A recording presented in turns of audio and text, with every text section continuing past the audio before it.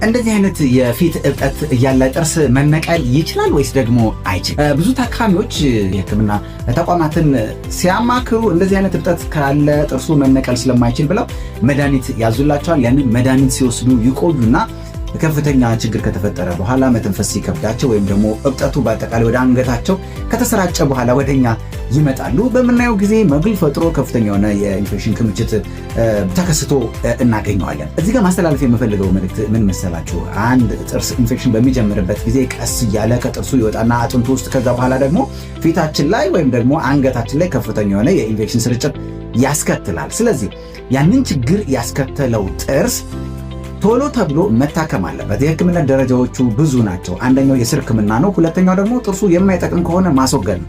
እነዚህ ሁለቱም ነገሮች ግን መከናወን ያለባቸው ቶሎ በተቻለ ፍጥነት ነው መደረግ ያለባቸው። እንደዚህ አይነት ከፍተኛ ኢንፌክሽን በሚኖርበት ጊዜ መዋጥ ያለበት አንቲባዮቲክስ ይኖራል። እሱ ሐኪሙ ባዘዘው መልክ መወሰድ ይኖርበታል። እብጠቱ እያለ ሊነቀል የሚገባው የጥርስ አይነት መኖሩን መገንዘብ አለባቸው። ሼር ማድረጋችሁን እንዳትረሱ። ጥያቄያችሁን ደግሞ ኮመንት ሴክሽን ላይ አስቀምጡ።